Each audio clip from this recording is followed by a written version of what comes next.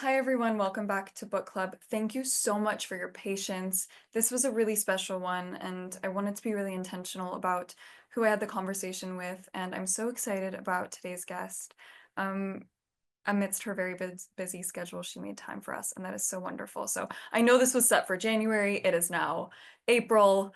That is how that is how 2025 is going, okay? But I promise it will be worth it. It was so worth the wait. Really quick about Izumi Suzuki. She was a Japanese writer and actress known for her science fiction stories and essays on Japanese pop culture in the 1970s and 1980s. Since her death by suicide at just 36, her work has gained a cult following in Japan, but only recently was rediscovered as well as translated and shared internationally. She is one of the most significant and prominent writers of Japanese contemporary literature. A little bit about this book, Set My Heart on Fire. While she gained notoriety through her short stories, her novel Set My Heart on Fire is her first novel to be translated to English. It was originally published in Japanese in 1983, 3 years before Izumi's death. Instead of stories about spaceships, witches, or dystopian societies like we've seen in books like Terminal Boredom or Hit Parade of Tears, here Suzuki tells her own tale, the dark, semi-autobiographical narrative of a defiant young voice on the fringe of Japanese society. Hi. Okay, I have lots of questions and we'll just get into it. First, was this your introduction to Izumi Suzuki or were you familiar with her work? It was my first time learning about her. It seems like she's popping up right now in the Western culture, right? So is Yeah. how you found out about her? Yeah, I found out about her first through her book Terminal Boredom, which is short stories. They're like psychological sci-fi. When I heard that they were releasing this novel, which is very different from the other work that I've read of hers, I was really excited. But I think because we didn't have her translations until only a few years ago, it just wasn't work that people in the US had really like been able to ingest. And I think that it's really interesting because I feel like when people think, oh, Japanese culture, it's more quiet, polite, demure. Hmm. It's a very peaceful kind of image that they have. But this Hmm. one, to me, was like an introduction of like the real gritty Yeah.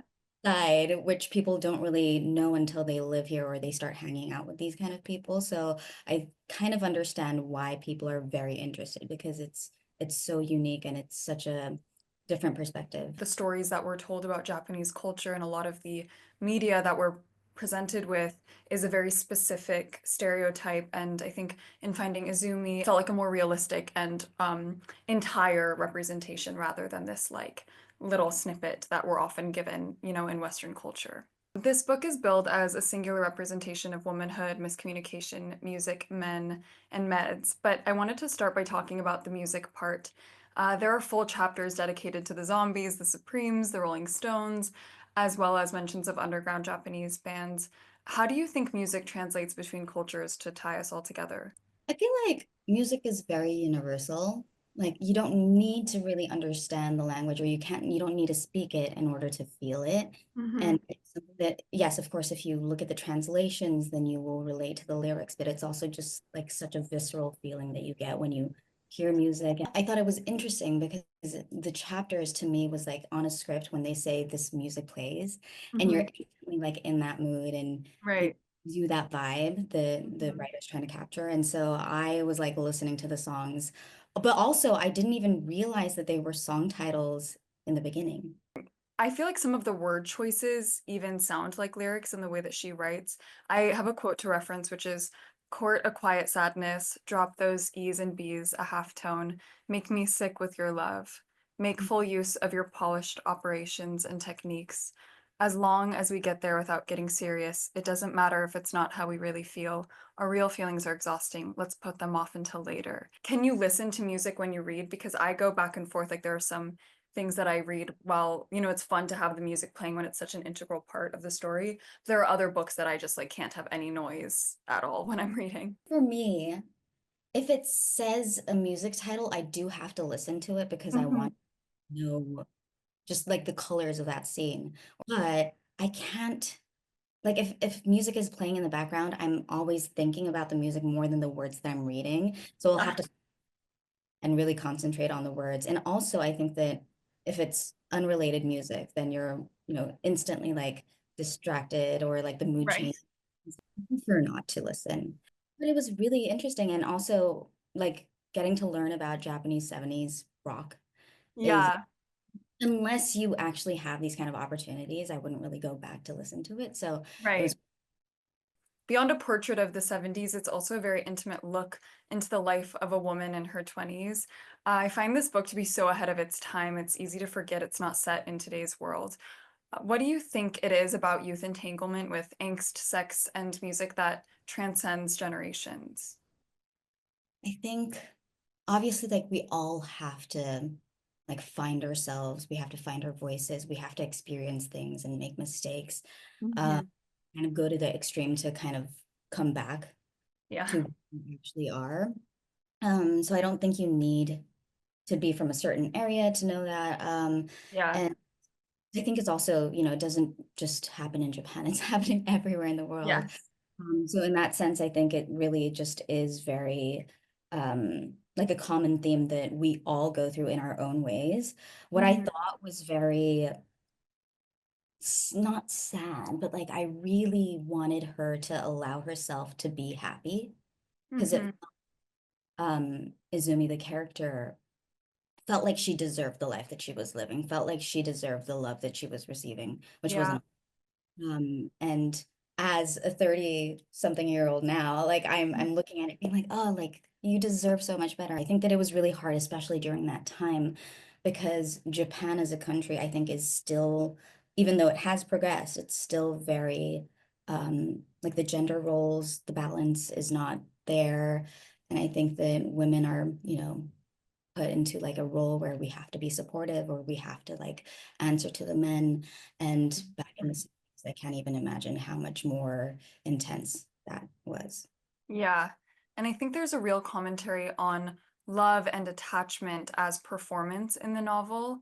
I want to talk a little bit about Izumi, the character's self-awareness when it comes to performing in love. And do you think this is something girls naturally feel and maybe can't yet articulate at this young age? I think that they don't know. I don't know if it's Mhm. about like dating. I think that they just don't know. And Mhm. so they kind of just take in what is presented. What do you think? I agree. I think it's like I can read it now. It's interesting. I felt this way I reread The Lover by Marguerite Duras recently. It's about a young woman in a relationship with an older man. And I remember the first time I read it, I was 17 and I was like, oh, this is such a beautiful love story.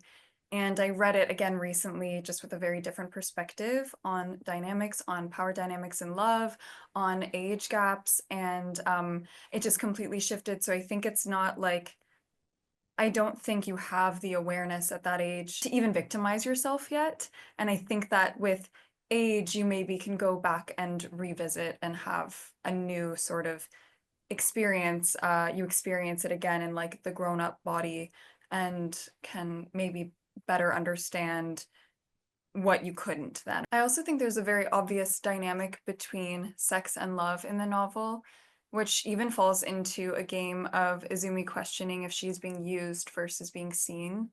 Izumi, the character, is attracted to musicians who are, in quotes, thin, beautiful, creative, and famous, but is nevertheless conscious of wanting to be more than an appendage hidden in the shadow of their genius. She says, who needs love if it means losing yourself inside it? What follows is like this remarkable sort of quest for love and agency. Do you think the world Izumi lived in seemed to dictate that achieving the former love required a woman to surrender the latter agency? Yeah, I think especially in Japan, I could absolutely see that happening. Um, Mhm. but oh, I hate that idea. I I hate that. know. I know. Like, I know. absolutely not. Like, you don't have to. And I feel so much for her Mhm. that she felt the need to, just allow that to happen to her. And she was okay with that. And she goes into like self-destruction because of it. And even though I don't relate with the character, I really sympathize for her.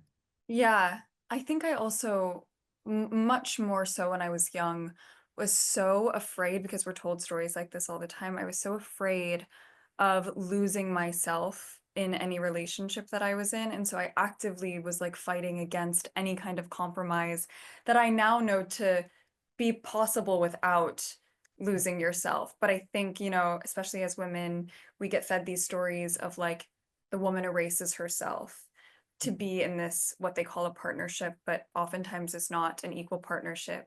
Um, and trying to find like, is it possible to love without feeling like you have to completely erase your being?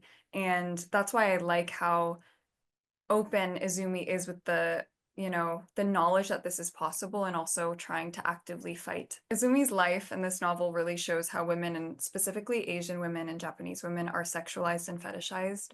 While Izumi Suzuki often leaned into erotica as a form of power in her real life. For example, if you look her up, there's a lot of nudes that she posed for or writing characters who sleep with, in quotes, every musician in town.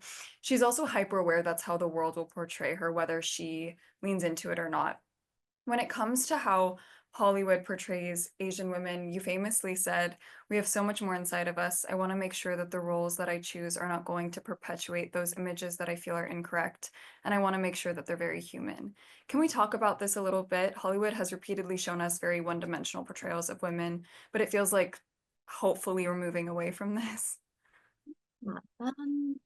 I mean, I don't want to say every production because it's not true. Like people Yeah. have, but just looking at the things that were presented, like it felt like there were so little roles where, or at least limited roles where the woman was not just like there to be on the side of the man and like just, sitting by and not really saying too much.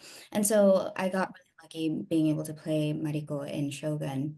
And I think that before then, I didn't really know that my choices were gonna dictate how people were gonna see Japanese women. Mhm. But after that, because people responded so much to her character, I was like, oh wow, like we actually have a really important job where if we Yeah. say those roles, then we are gonna keep perpetuating those images. And it's a big responsibility, but I want to make sure that I'm choosing the right roles. And so like reading this novel. Like it's such a new perspective on Japanese women. And so Mhm. I found it really interesting. And I think that, yeah, I will never want to play roles where it's just like, like we all Yeah. know.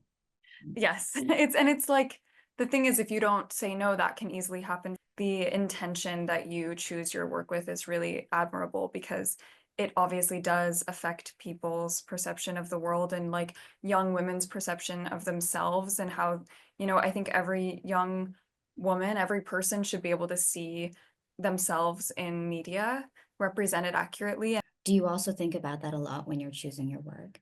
I do, I absolutely do. And I think, like I modeled for years and I think I'm hyper aware of the imagery that gets put out there and, how damaging that can be as well to young women. And like even for me, I was in that industry and I still would see these images and compare myself and be like, why don't I look like that? And then I suddenly was like, became aware, you become aware of like perpetuating the issue. And I think that's like why it's so important to me to not just be one thing. And I was waiting for people to ask me my opinion or what I had to say about something, and that didn't happen. And that's really why I started doing this, is I was like, I think as a woman, for some reason, we like wait to be invited into something or wait for our opportunity to speak. And that's not always granted to you. And so I was like, I would like to create that for myself, but also for other incredible people who I know have so much to say and maybe aren't given the platform for it. There's an extremely powerful, quiet confidence that you brought to your character in Shogun. She's poetic and controlled, but then she's also so impulsive and unpredictable. I think there's a real strength and legacy of strength in how power manifests in Japanese women. It's often mistaken for being demure or subservient, like we talked about, but we as women know better. In the novel, there are two characters who kind of foil each other. There's the narrator Izumi and her best friend Atsuko. Towards the beginning of the book, Atsuko says, "Men are just their libidos," and the narrator thinks to herself quietly, "I don't care as long as he holds me." Do you think Izumi Suzuki embodied both of these characters in their extremes in her real life, or do you think that she may be aligned more with one or the other? Um, I think she holds both. Yeah. because she's able to write it, I think that it's just something that is within her, but maybe she had a little bit more of the Izumi character than she did of Etsuko. And Yeah. maybe also like a side of herself that she judges a little bit. Mm, Yeah, it's really interesting because I think as creatives, when we look at a script, like even if it's a character that we cannot, like it is completely opposite from us, we will find a way to actually really relate and care and advocate for that character. And so I think that if she's able to write this, then yeah, like she probably has it within her. we all have these intrusive thoughts and these parts of us that we just go, oh, no, no, no, that's not welcome here. Um, and suddenly, like, I think it's such a gift to have an art form as a way of safely going into those feelings or thoughts.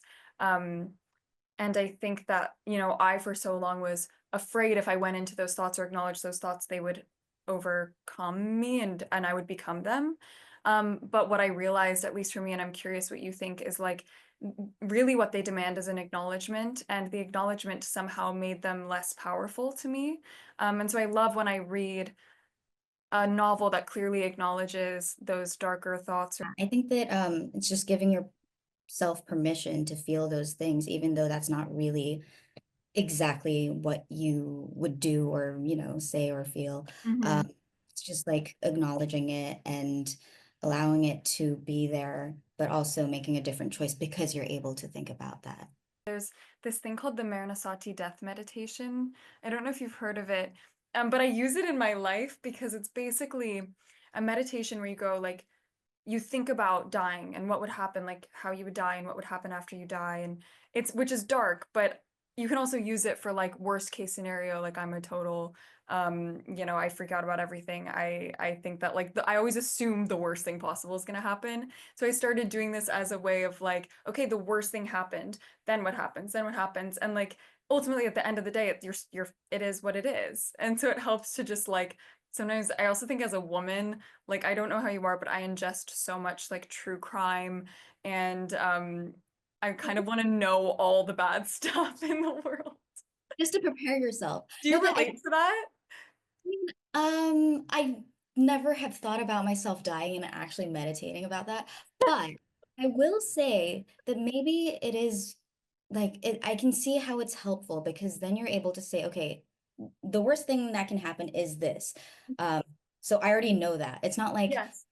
what's going to happen, things might go down, Mhm. don't have a proper idea. So Right. yeah, maybe it is helpful, but that seems very dark. I hope it's a healthy way to do it though. I don't know if it's healthy, it's what I do, but I would not take advice from me in any kind of way. I know we talked about this at the beginning, but Izumi Suzuki is only now reaching Western culture. Why do you think it's taken so long for the world to meet her? And also, why do you think it takes so long for these works to be translated to English? Everything in Japan, like the entertainment, like the TV, music, all of it, it's so specific and unique to Japan that Yeah. it really is like has a global appeal. Mm, And I wish it was different, but I don't know, some things just end up in here. And I know that it's because we're an island and it's like a totally different place. And we yeah. also have language, so that makes it harder. Um, but I think that what probably sparked this is that it's, like we said, it's a side of Japan that people don't know, and they Yeah. probably very interesting. Yeah. And I think that's what I love so much about Japan. And when I visited Tokyo, how, insular it does feel. And I think so many places in the world are so touched by American culture. And what I appreciate so much about Japanese culture and also the media and the art coming out of Japan is it feels very pure.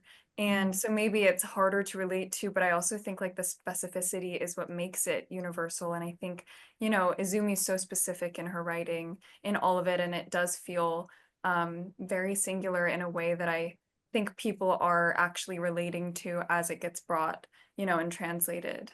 I have a few fun questions that I ask. Answer with me. I'll answer, yeah, yeah, I'll answer. Do you have a book and a film that you could recommend to our audience? It can be old or new, anything. Oh, the film. I only recently watched The Hunt. It's a Danish. Oh. with Mads Mikkelsen, and Mhm. it's so good that I was so frustrated the whole time I was watching it, and I'm still mad. For, um, but yeah, it's really good. If people haven't seen it, then I think that's definitely something that you can go to. But you have to Yeah. be in a good place to be able to appreciate it because it is quite. Okay. Yeah. Have you seen it? No, I need to watch it. I'll watch it on the plane tonight. No, it's Or don't. good. I mean, like if you're fine being very like dark and frustrated and sad, That's yeah. my natural state of being, so yeah. And then a book, it's a Japanese book. I don't know if it's in English, if it's been Mhm. translated, but there's one called Kokuhaku, Confessions. It's Mhm. Minato Kanae Minato. Um, and it's about, I can't really spoil it, so I'll make it very brief, but it's about Mhm. this mother who teaches at a school and her child dies, like I think she's like 3 or 4. Mhm. And it's supposedly an accident, but then she reveals to the students on the last day of school that she knows that it's the two students in the class that killed her. Whoa. It's really good. This is a fun one because I was asking people what their favorite book is, but I think that's impossible because like people ask me and I panic and I like break into a sweat. So I ask, what is the book that you've gifted the most to people? Um, I think my books are always kind of like self-help books, which I know some people don't like it. No, that is a real gift. That is like a gift of the soul. Okay, good. Hmm 'Cause I read Dale Carnegie's he has a couple, How hmm to Make Friends or something, and then How to Succeed or something like that. And anytime that a friend is going through something that I feel the theme is right, I'll gift them that book. That's great. I think mine is probably The Lover by Marguerite Duras. Okay. Um, But I also like, I recommend because I read quite heavy, sad things. I think that's what I'm drawn to. Like when something moves me emotionally, I want to give that to other people. But sometimes it's nice that you gave the warning about the hunt because I don't always give people warnings. And then they call me crying on like an airplane, being like, "What is wrong with you?" But I love teary stuff too, so Yeah. it's the same thing. Do Like I, the yeah, Mhm. yeah. I love to be brought to tears. I really do. And like whether they're happy or sad, like I just love it. Yeah, and maybe I don't know what that is, but it's really like that to me is like I guess a barometer of like what I consider to be a good piece of art is that it like moves me emotionally to from one state to another. 'Cause you care about the Yeah. character. So Yeah. you can recommend me. A film and a book. A You said you film. love The Lover for the The book. Lover, yeah, The Lover's great. I mean, Marguerite Duras is amazing. And then I also have been reading a lot of Clarissa Lispector. I don't know if you've read any of her work, but um, The Apprenticeship or A Book of Pleasures is a masterpiece. I just read it for the second time and was like sobbing the last 20 pages, like ruining the book with my tears. But I just love, and not because it's sad, it's just so moving, and the way that she writes is so wonderful. Um, and a film that I watched. Uh, oh, there's this film. This is very strange. It's called Sherman's March. It's a documentary. It's really odd, but it's about a guy sets out to make a documentary about Sherman's March, and somehow it becomes about all of his ex-girlfriends and like why his relationships have failed. And it's really like this kind of moving exploration that starts as one thing and becomes a total like exploration of self. So that's like a kind of obscure one, I guess. But it doesn't sound too emotional. It sounds a little bit more maybe like heartwarming, It's maybe. heartwarming and it's like funny and there's humor in it. Yeah, it's great. I'll do the books and the film together so that I can Great. balance. Yeah, yeah, balance, balance. That's it. Thank you so, so much for doing this. We've been like looking forward to this for so long, and I know you're so insanely busy, but you're like the dream guest to have. Thank you for having me and for letting me read this book and find out about Izumi. And honestly, like doing this amidst your busy schedule. Oh, please, you're much, much busier than I. We'll find each other then. Okay, thank you so much. Bye.